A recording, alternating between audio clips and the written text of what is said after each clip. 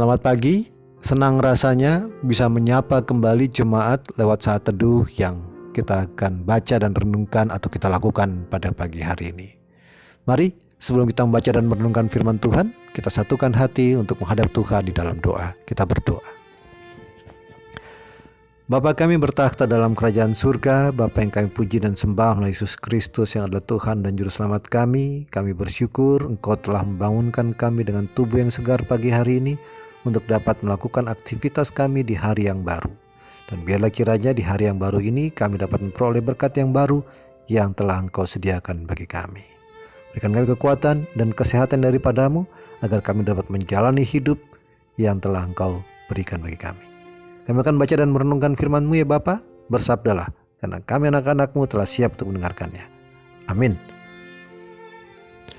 Shalom. Selamat pagi, saudara-saudara yang kasih Tuhan Yesus Kristus.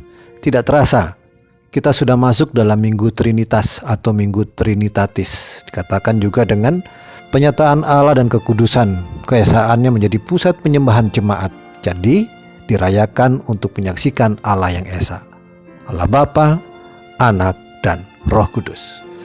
Firman Tuhan pagi hari ini terambil dari kitab Efesus pasal 2 ayat 1 sampai dengan ayat yang ke-7. Saya coba untuk menyimpulkannya atau membahas ayat per ayatnya dengan mengatakan begini.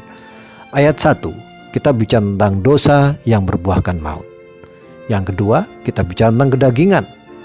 Yang ketiga, ayat yang ketiga, Paulus berbicara tentang bahwa ia dahulu sama dengan mereka, yaitu telah berbuat dosa.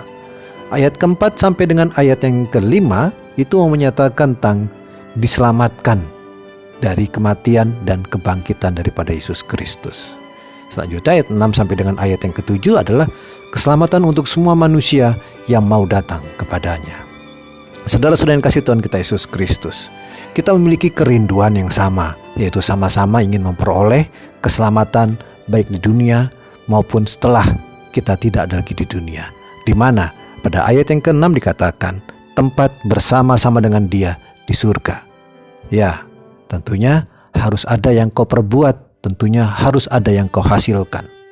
Dan oleh karena itu, firman Tuhan pada pagi hari ini mengajak kepada kita, ketika engkau sudah menjauhkan diri dari segala perbuatan-perbuatan keduniawian atau yang sifatnya dosa, tentunya ada kerinduan di dalam dirimu untuk engkau memperoleh keselamatan. Dan inilah yang Paulus sampaikan kepada jemaat di Efesus yang memiliki latar belakang yang kelam, yaitu sebagai penyembah Dewi Artemis atau Dewi Kesuburan pada waktu itu, hingga akhirnya mereka sulit untuk melihat karya keselamatan yang Allah berikan karena mereka pikir mereka sudah hidup di surga.